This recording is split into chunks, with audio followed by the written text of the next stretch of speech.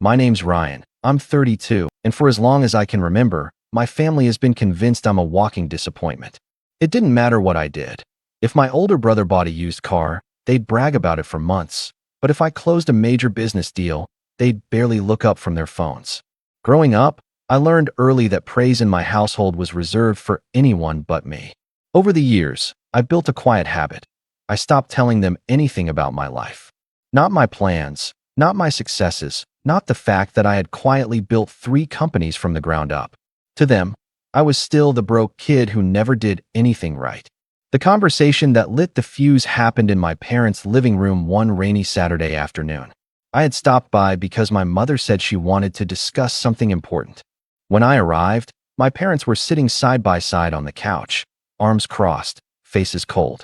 My brother, Mark, was leaning in the doorway with that smug half-smile he always wore when he thought he was about to watch me get humiliated. My father's voice was sharp and final.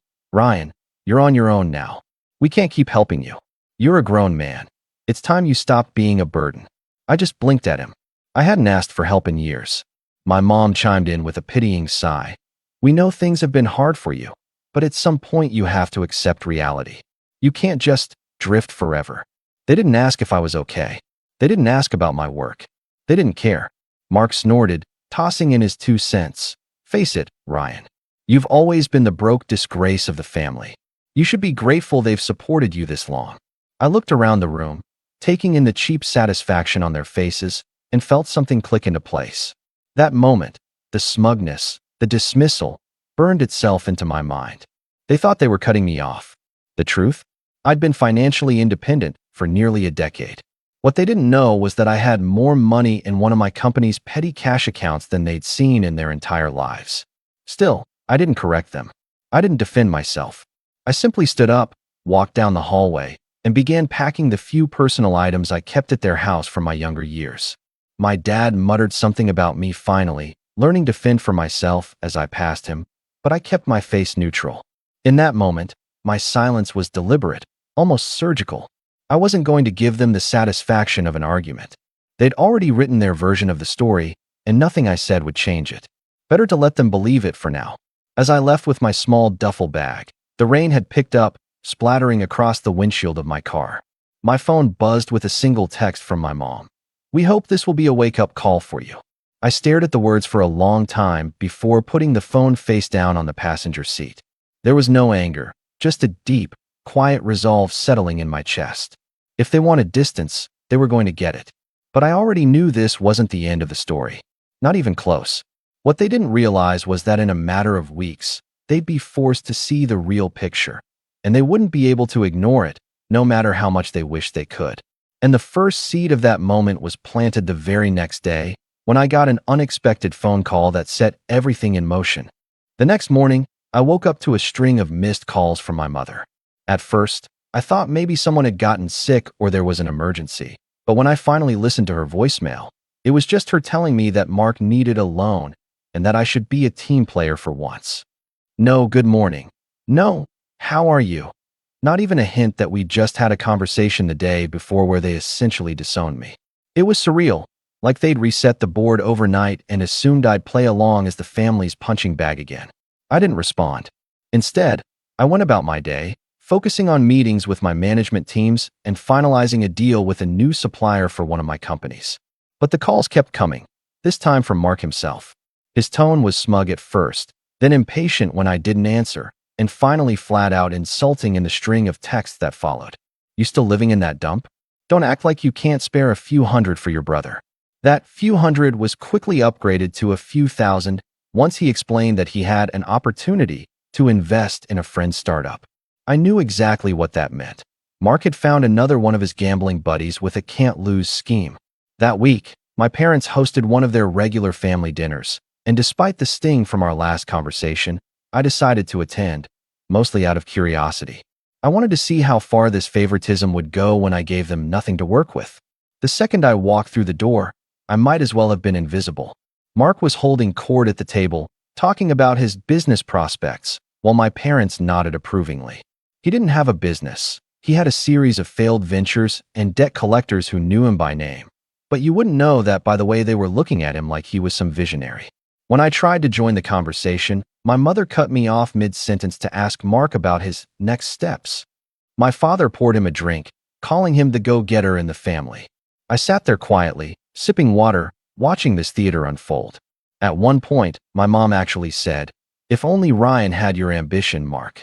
I nearly laughed out loud at the irony. My lack of ambition had built 3 companies and employed more than 50 people. Then came the moment that solidified everything for me. After dinner, as everyone was lingering in the living room, my father handed Mark an envelope, cash. A lot of it. My mom smiled and said, "Just to help you get started, honey. We know you'll do great things." I wasn't offered a dime. I wasn't even acknowledged. It was as if the earlier conversation in which they cut me off was really just their way of saying they'd chosen who they were investing in, and it wasn't me. On the drive home, I replayed the night in my head, not with anger this time, but with a kind of cold clarity. It wasn't just favoritism. It was a deliberate rewriting of reality. In their minds, Mark was the achiever, and I was the perpetual failure, no matter what I actually accomplished. And they were committed to that version of the story because it gave them someone to feel superior to. I knew then that proving them wrong wouldn't be enough. They needed to be confronted with the truth in a way that would shatter the fantasy they'd built. But before that could happen, the tension would need to reach its breaking point. And that came faster than I expected when they involved me in something I had no intention of touching. It was a Thursday afternoon when the betrayal landed in my lap. I was in my office going over quarterly reports when my phone buzzed with a message from my bank. At first, I thought it was just a routine notification until I saw the amount. A withdrawal of $7,500 had been made from one of my personal accounts. Not my business accounts, one of my private, untouched for years savings accounts that I kept more for sentiment than utility. My chest tightened. The account was supposed to be locked down, accessible only by me. Or so I thought.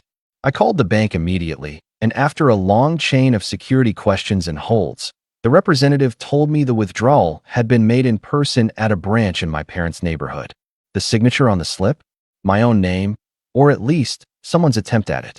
That's when the rep casually added, "It was processed without issue because your mother was on the account as a secondary holder." My stomach dropped. I hadn't even realized her name was still attached. It dated back to when I opened the account at 18. I didn't have to guess where the money went. Later that evening, my suspicion was confirmed in the most brazen way possible. I got a group text from my mom, my dad, and Mark, an image of him leaning against a shiny, candy-red motorcycle, grinning like a lottery winner. The caption from my mom read, "Mark finally got the bike he deserves." We all chipped in to help him out. The word "all" burned into me. They weren't pretending to hide it. They were proud of what they'd done. When I called my mother, she answered cheerfully, as if nothing had happened. "Oh, Ryan, you sound upset. You know Mark's been dreaming about that bike for years. We thought it was only fair to give him a little boost."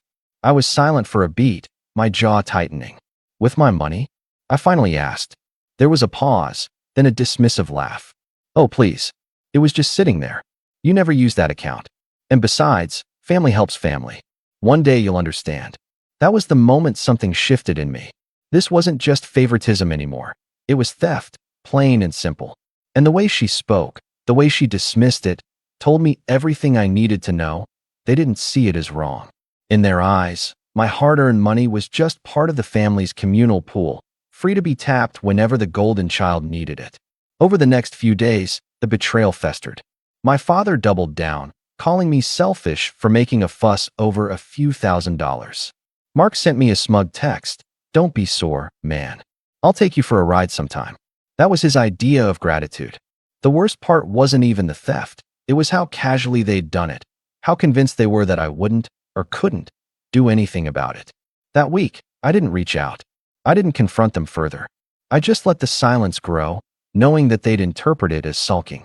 In reality, I was putting pieces together, mentally cataloging every insult, every slight, every time they'd taken without asking. And I was starting to see a path forward. A slow, deliberate path that would require patience, but when it was finished, there'd be no going back for any of us. Then, right when the air between us was already thick with tension, they made another move. One so audacious it nearly took my breath away. 2 weeks after the motorcycle stunt, I got a call from my landlord. Well, not my actual landlord, but the one who managed the small condo I'd been renting for years as my city base. He sounded uneasy, almost embarrassed. "Ryan, I don't know how to say this, but your parents came by today. They told the building management you'd moved out and weren't paying rent anymore. They even tried to get into your unit." At first, I thought he had to be mistaken, but then he explained they had shown up with a stack of papers, photocopies of old bills with my name on them, a letter claiming they were responsible for me, and even some outdated ID copies from when I lived under their roof. They told the building manager they were taking over my unit because I couldn't handle things on my own. I sat there, stunned, holding the phone to my ear as my landlord went on about how he'd had to refuse them entry and call security. The sheer audacity left me in a daze. It wasn't enough that they stole from me. They were now trying to dismantle the life I'd built entirely, to paint me as incompetent to strangers, to insert themselves where they had no right. That night, I lay awake in bed, staring at the ceiling. The walls felt closer, the air heavier. I wasn't financially struggling, far from it, but the psychological weight was crushing. I realized that even with all the distance I tried to create, they still had little hooks in my life. Old accounts, old addresses, scraps of outdated authority they could twist into leverage. They didn't need permission, they'd just take. A few days later, my father left me a voicemail that felt more like a threat disguised as concern. "Son, you're making this harder than it needs to be. We've been doing our best to look out for you, but if you keep acting like you don't need us, don't be surprised when you find doors closing on you. We know people." His tone was calm, almost patronizing, but the message was clear. They were willing to tarnish my name if it meant keeping me in their control. For the first time in years, I felt truly cornered. Every instinct screamed to lash out, to confront them head-on, to call them thieves and manipulators to their faces. But I didn't. Not because I was afraid, but because I knew they'd just twist it, make me the villain. If I was going to win this, it couldn't be in the heat of an argument. It had to be planned, precise. So I started quietly cutting every remaining tie. I closed the old savings account. I transferred my city base to a new property under one of my holding companies so my name wouldn't even be on the public record. I updated every piece of contact information with banks, utilities, and professional networks. To the outside world, it probably looked like I was pulling away out of bitterness, but in reality, I was methodically erasing every thread they could tug on. It was lonely. Some nights I'd sit in my kitchen, staring at my phone, half hoping for a genuine apology, half knowing it would never come.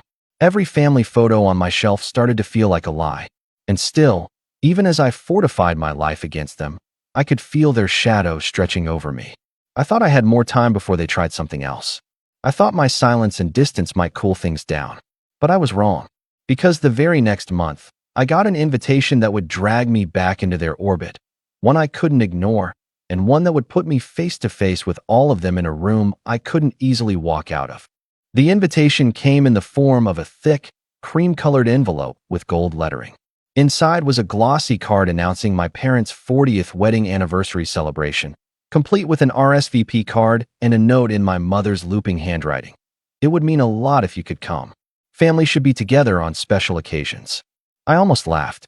Family should be together? Where was that sentiment when they emptied my savings account or tried to take over my home? But I didn't throw it away. Instead, I placed it on my desk, right beside my laptop, and let it sit there as I thought about what my life looked like now compared to the version they believed.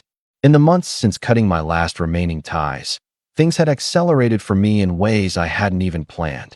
One of my companies had landed a major contract with a European distributor, and the influx of revenue was staggering. Another business I'd founded years ago, a small but promising tech startup, was quietly bought out by a larger firm, putting a seven-figure payout directly into my account. And my third company, a consultancy I ran under the radar, had just expanded into 2 new cities. I'd never been one to flaunt wealth, but now I was starting to see the strategic value in letting it be known, at the right time, to the right people. I upgraded my city residence from the modest condo to a luxury penthouse overlooking the river, complete with floor-to-ceiling windows and a private rooftop terrace. I bought a car I'd always admired, a sleek, midnight blue coupe that seemed to glide rather than drive. I even started working with a personal assistant, freeing up more of my time to focus on the bigger picture. Physically, I changed too. Months of working with a personal trainer had me in better shape than I'd been since my early 20s, and my wardrobe had shifted from comfortable and forgettable to tailored suits, clean lines, and confidence. I wasn't just financially independent now. I was in control, sharp, and ready. What surprised me most was how light I felt. The absence of their constant criticism was like fresh air. I surrounded myself with people who actually respected me, business partners, close friends, even a few mentors who had nothing to gain from me except good conversation. My circle was smaller, but infinitely stronger. Still, that invitation sat on my desk, untouched. I'd glance at it during late-night work sessions, wondering if showing up would be worth the trouble. Part of me wanted to ignore it entirely, leave them in the dark forever. But another part of me, the strategic part, saw the opportunity. An event where everyone in the extended family would be present. A place where my parents and Mark couldn't spin their narrative without me standing right there, living proof of the truth. If I went, I knew I couldn't just walk in as Ryan who survived their treatment. I'd have to arrive as someone they couldn't dismiss, someone they couldn't talk over or minimize. That meant planning, not just my entrance, but the entire way I would carry myself in that room. The weeks leading up to the anniversary were almost like preparing for a high-stakes business pitch. I made subtle changes, choosing the perfect suit, confirming the right car service, arranging my schedule so I could arrive without rush. I even made sure a few select people in my extended family got a glimpse of my success beforehand, planting small seeds that would grow into whispers by the time I walked through those doors.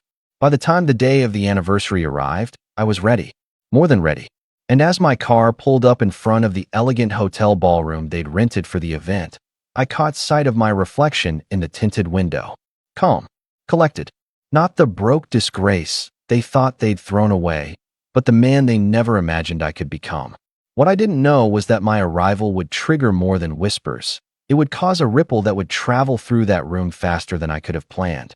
The hotel ballroom was buzzing when I walked in, warm lighting spilling across the polished floor, the low hum of conversation blending with the clink of glasses. The moment I stepped inside, I felt the shift. Heads turned, mid-sentence conversations paused for a fraction of a second. It wasn't just the suit or the car I'd pulled up in. It was the way I carried myself. I moved through the crowd slowly, greeting distant relatives I hadn't seen in years. Some of them gave me polite, guarded nods, clearly still under the impression that I'd been struggling. Others, the ones who had heard the whispers I'd carefully seeded, looked at me with thinly veiled curiosity. I could practically hear them wondering, what happened to Ryan? He's different. It didn't take long to find my parents and Mark. They were stationed at a table near the front, surrounded by a few of their closest allies, people who had no doubt been fed years of my parents' poor Ryan narrative. My mother's smile froze when she saw me. My father's eyes narrowed just slightly, a flicker of unease behind them. Mark, on the other hand, smirked like he was already planning some condescending comment. I didn't give them the chance. I simply smiled, offered a calm, good evening, and moved on to mingle. The beauty of the setup was that I didn't need to force anything. My presence alone was enough to stir the air. And that's when the first piece of useful information came my way. I was speaking with my cousin Emily, someone I'd always liked but rarely saw, when she leaned in a little closer and lowered her voice. Ryan, I don't know if you know this, but Mark's been telling people you're in debt, that you moved into some rundown apartment after your business collapsed. She glanced over her shoulder toward my parents' table. He's been bragging that Mom and Dad had to step in to keep you afloat. There it was, the narrative in action, shameless and unchecked. But Emily didn't stop there. Oh, and there's something else. Mark's been trying to pitch this investment opportunity to a bunch of relatives tonight. I overheard him telling Uncle Tom he's got your backing on it, that you're going to put in a large sum to make it happen. She looked at me, concerned. You're not, right? I almost laughed. So that was his angle. Use my supposed debt to get sympathy from some, and my fake backing to get credibility with others. He was trying to position me as a safety net in front of the whole family. It was manipulative, sloppy, and, most importantly, an opportunity. Because if Mark was building his pitch on my name, then all I had to do was make the truth public in a way that dismantled not just the lie, but the entire foundation of their image. And I had the perfect stage to do it, an event filled with family, friends, and people whose opinions my parents valued more than they'd ever admit. I kept my composure, thanking Emily for telling me, and continued to work the room. By the time dinner was served, I'd learned more than I expected. Not only had Mark been trying to rope relatives into his scheme, but my parents had been actively endorsing it, telling everyone they would match whatever I supposedly invested. They were leveraging my name and credibility without my consent and in front of an audience. That's when the final piece fell into place.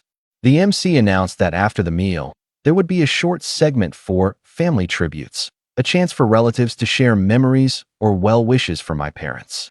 A microphone, a captive audience, and my name already on everyone's lips. All I had to do was wait for my turn. And when it came, I wasn't going to waste a single word.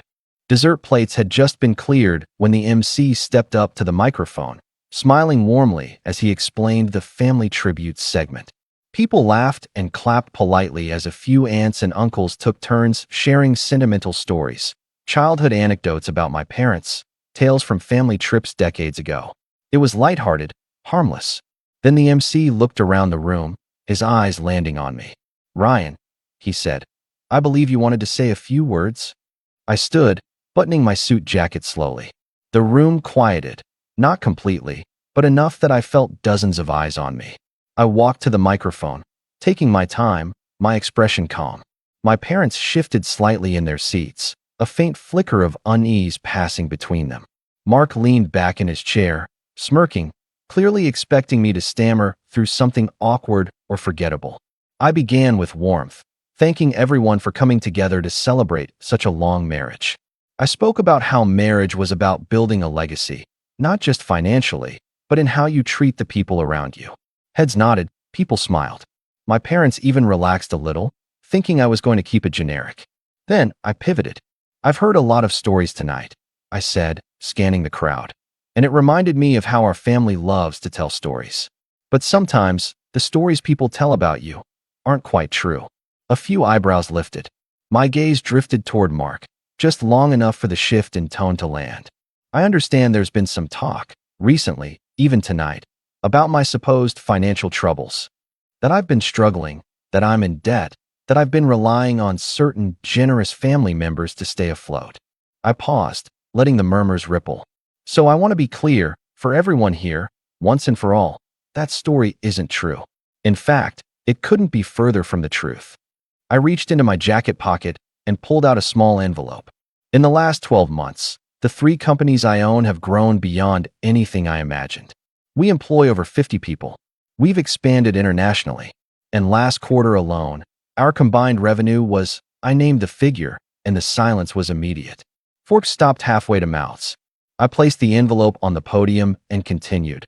"This is a donation receipt from a recent charity auction I sponsored, in my own name. The amount is larger than the sum total of the so-called help I've supposedly received in my lifetime. I share this not to boast, but to set the record straight." My eyes swept across the room, landing squarely on Mark. "And for anyone who's been approached tonight about investing in a certain business venture, I want to make this crystal clear. I am not, and will not be, financially involved. If someone has used my name to imply otherwise, they are lying. I would strongly advise you to consider that before handing over a single cent." Gasps. Whispers. A few people outright turned to glare at my brother. Mark's smirk had vanished, replaced by the tight, pale look of someone whose scheme had just crumbled in public. My parents sat frozen, their smiles long gone, their eyes darting between me and the guests as if trying to gauge just how much damage had been done. I finished simply, thanking everyone again for being here, and stepped away from the microphone. No raised voice, no dramatic accusations, just a clean, surgical dismantling of their lies in front of every person whose opinion mattered to them. As I walked back to my seat, I could feel the shift in the room. Conversations were hushed but pointed, and none of them were about my supposed failures anymore. I passed my parents' table without looking at them, but I could feel the heat of their stares. Mark muttered something under his breath as I went by, but I didn't catch it, and I didn't care. Because the truth was out now, and it was bigger than their version of the story ever could be. What I didn't expect was how quickly the fallout would spread, faster and far more publicly than even I had planned. The fallout began before the night was even over. As the program wrapped up and people began milling around again, I noticed a small circle forming near the bar, half a dozen relatives speaking in low, clipped tones, their eyes flicking toward Mark. My cousin Emily caught my gaze from across the room and gave me a subtle nod, as if to say, "It's working." By the time I collected my coat, word had spread like wildfire. Several aunts and uncles had already pulled their hands back from Mark's investment pitch, suddenly remembering urgent reasons why they couldn't commit. One particularly blunt uncle told him flat out, "If Ryan's not backing you, I'm out." I didn't need to hear more to know the rest of the evening wouldn't go well for him. My parents, however, didn't approach me until almost everyone had left. My mother's smile was brittle, her voice pitched just high enough to sound polite, but tight with strain. "Ryan, was that really necessary?" she asked, each word clipped. My father's jaw was set. "You humiliated your family tonight," he added, the implication heavy, as if I was the one who had twisted the truth. I met their eyes evenly. I didn't humiliate anyone. I just told the truth. "You're upset because it's harder to control the narrative now." I let the words hang there, watching as the meaning landed. My mother's smile faltered. My father's mouth twitched like he wanted to argue, but nothing came out. Mark didn't say a word to me that night. He just stormed past, his face flushed and tight, heading straight for the exit.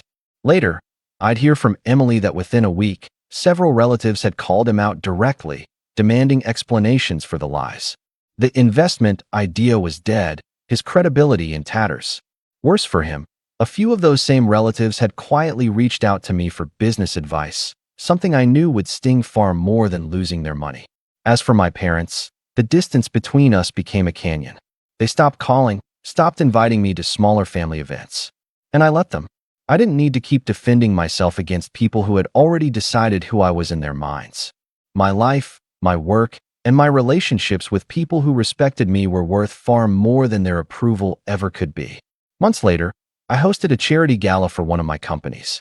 It was covered in the local paper, complete with photos of me standing alongside other business leaders. I didn't send them a copy of the article. I didn't need to. I knew they'd see it eventually, just like I knew they'd recognize that I'd built a life without them, and that it was better than anything they'd imagined for me. That night at the anniversary, as I'd walked away from the microphone, I realized something important. Revenge doesn't always come from shouting the loudest or winning the argument. Sometimes, it comes from calmly holding up a mirror so they can see exactly what they've become. And once they see it, they can never unsee it.